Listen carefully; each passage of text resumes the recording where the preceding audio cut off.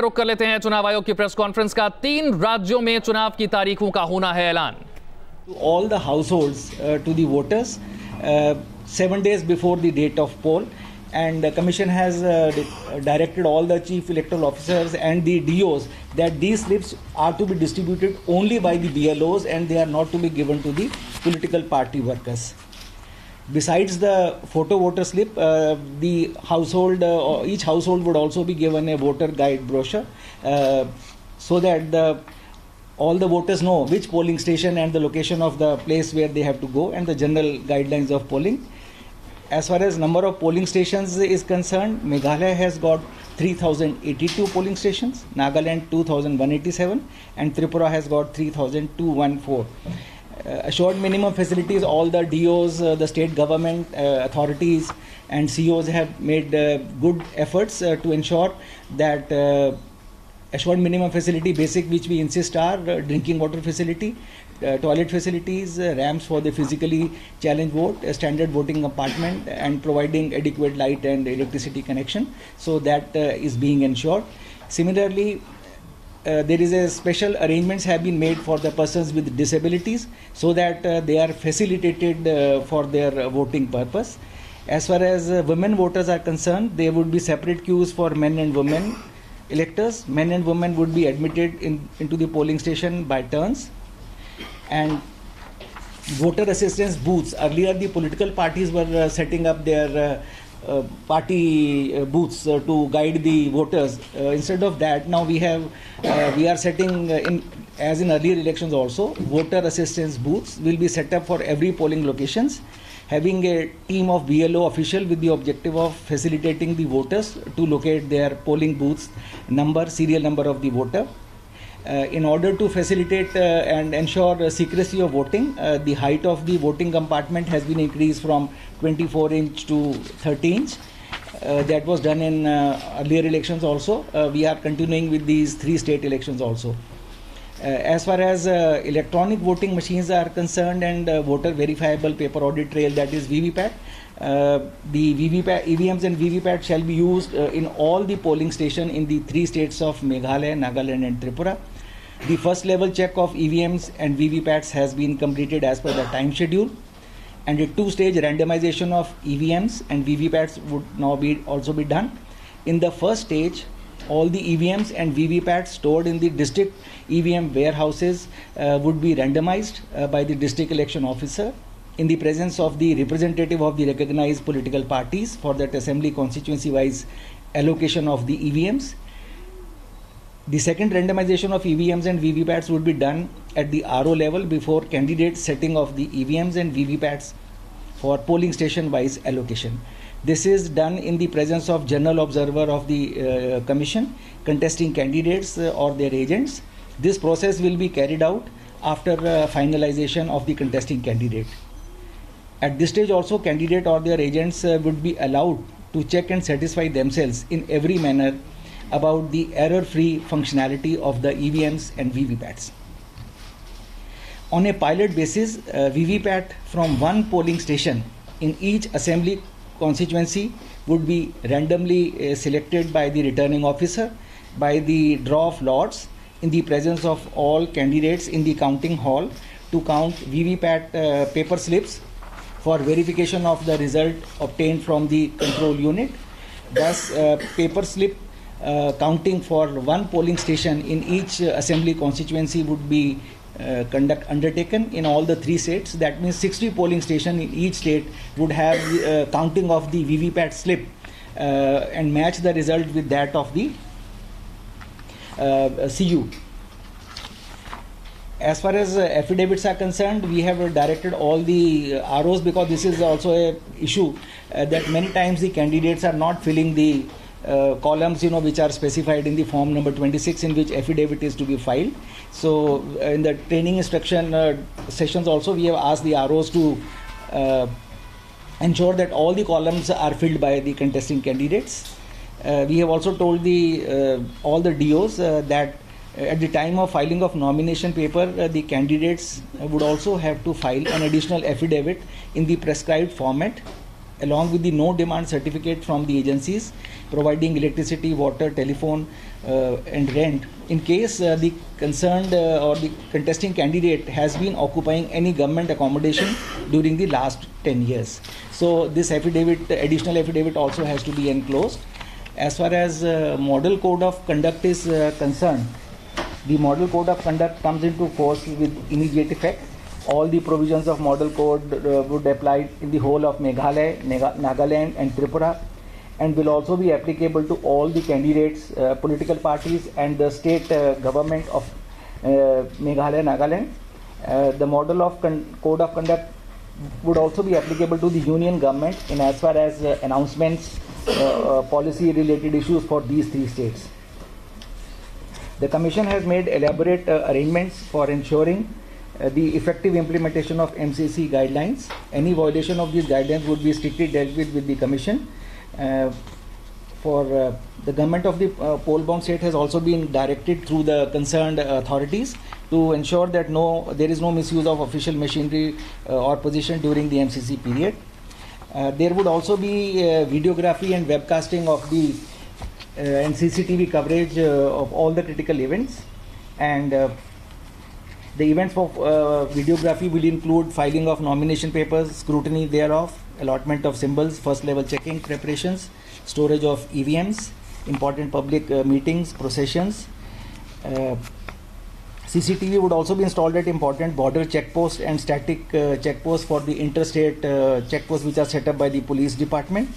The Commission has also directed that webcasting or CCTV coverage would be undertaken in critical polling station locations or vulnerable areas to closely monitor the proceedings on the poll day without violating the secrecy of the voting machines. As far as law and order security arrangement and deployment of forces is concerned, we have held detailed meetings with the state police authorities, the central police authorities under MHA, that is the Central Police Force, which will be deployed. And the CAPF shall be deployed well in advance for area domination. Some of the companies have already reached there. And route marches in vulnerable pockets, joint patrolling and other confidence building measures would also be undertaken to build faith in the mind of the voters. The CAPF and the state armed police would also be deployed in the expenditure sensitive constituencies and other vulnerable areas and critical polling stations. There would also be election expenditure monitoring by the deployment of flying squad, static surveillance teams, video surveillance teams, involvement of investigation directorates of the income tax departments, state excise department and police authorities have been asked to monitor the production, distribution, sale and storage of liquor and other intoxicants. As far as the limit of the election is concerned, I would only like to share with you that the limit or ceiling for the election expenditure for any candidate who is contesting any of the seat in these three state assemblies is rupees 20 lakh per candidates. All candidates are required to furnish their accounts of expenditure to the DO within 30 days of the declaration of results.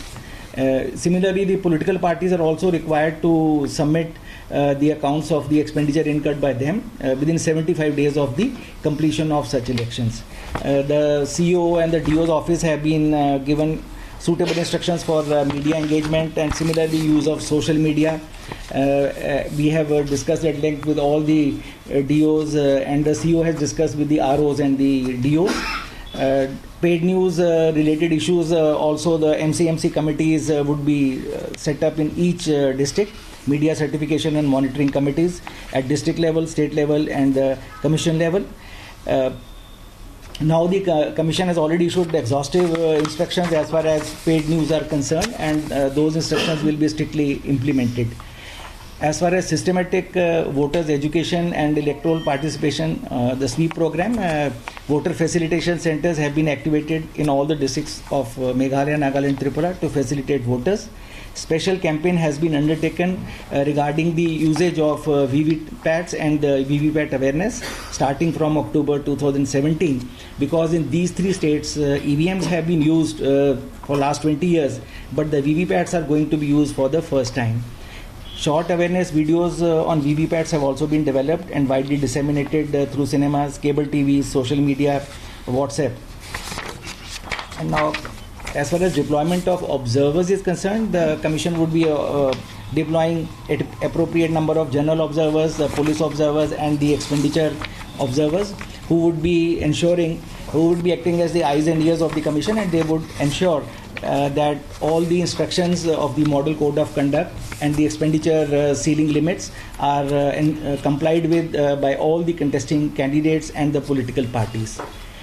The new IT applications which are already been used in last 1 or 2 years, will also be implemented effectively in these 3 states also. The first one is the Samadhan, that is the Public Grievance Redressal and Complaint Monitoring System. A citizen would have now the multi-channel facility to lodge any election-related complaint through website, email, letter, fax, SMS or call center. A mobile app is also being developed through which the voters can file their complaint. The second application is Suvidha, that is the single window clearance, which will be given in 24 hours for the routine permissions, and in 36 hours in case helipad is to be set up and helicopter landing is required. For vehicle management also, the Sugam module would be implemented, and e-payment would also be ensured to the extent possible, so that the staff and the vehicle owners get their payments much faster. As far as conduct of officials is concerned, the Commission expects all officials engaged in conduct of elections to discharge their duties in an impartial manner without any fear or favor. They are also deemed to be on deputation to the Commission and shall be subject to its control, supervision and discipline. The conduct of all government officials who have been entrusted with the election-related responsibilities and duties would remain under the constant scrutiny of Commission, and action against those officials will be taken who are found who are not implementing their mandate in a free and fair manner and a neutral manner. As far as the new initiatives are concerned, now VVPATs will be used in all the polling stations in all the 3 states. There will also be all women managed polling stations to the extent possible, because these are very remote areas. Like in Gujarat and Himachal, one constituency, one polling station was fully managed in all the constituencies. Similarly, all the 3 COs have assured that they would make sure that at least one polling station is all women managed polling station.